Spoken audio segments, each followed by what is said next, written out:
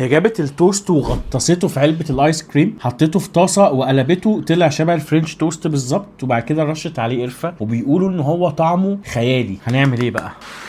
هنعمله. يلا بينا. كل اللي محتاجينه عشان نعمل الفرنش توست الرهيب ده توست وايس كريم. جبنا نوعين ايس كريم، فانيليا مستكه وفانيليا كراميل، ويلا بينا نبدا على طول. طاسه، حته زبده، وبسرعه قبل ما تسيح هناخد التوست ونحطه جوه الايس كريم.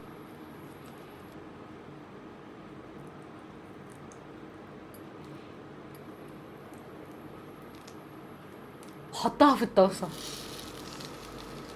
بص بقى ايه، انا هعمل واحده تانية اتنين في بعض اهي كده. دي ميزتها ان الايس كريم يبقى سايح كده،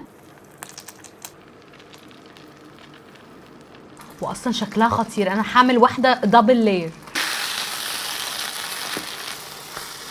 نطلع اول واحده. هنجرب بقى تاني نوع ايس كريم، الفانيلا كارميل.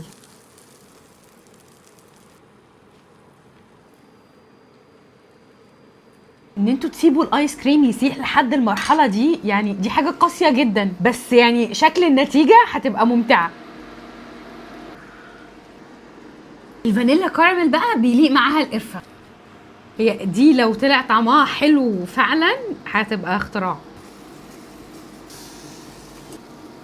هستناه يبرد ده وهاكله. ناخد بقى من الايس كريم الفانيلا كارميل نحطه عليها، وده شكل فرنش توست الايس كريم اللي بالفانيلا مستكه، وده شكل اللي بالفانيلا كارميل. هنبدا بايه؟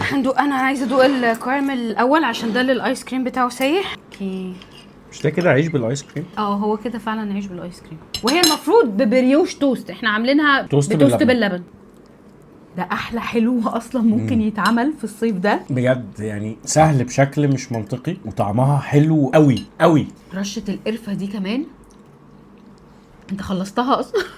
رائع وحلو قوي. ميكس الكراميل اصلا في الفيديو حطوا عليه كراميل من فوق، هو اصلا بقى ده فيه اوريدي الكراميل جوه. اللي بعده انا محتاره جدا ما بينهم، بس الايس كريم هنا عشان فيه مستكه ستيكي كده وتقيل، تانية فاميليار قوي عشان فيها قرفه، انما دي ميكس كده ما تفهموش بقى دي بوزه عربي ولا ده ايه بالظبط. يعني هي تانية فرنش توست، ده حاجه شبه الفرنش توست بس طعمه مختلف خالص. يمكن ده احلى ترند احنا جربناه لحد دلوقتي. جربوه مع ايس كريم اللي انتوا بتحبوه، بس هو يفضل ان فيه فانيليا. المستكه هنا كمان شويه عاطيه في الاخر مراره، فانا لو هجربه تاني او لو هعمله تاني هعمله على طول بالايس كريم اللي هو فيه فانيليا وفيه كراميل ده. وكده نكون جربنا ترند التوست بالايس كريم. لو عجبكم الفيديو ما تنسوش تعملوا لايك وفولو، ونشوفكم الفيديو الجاي.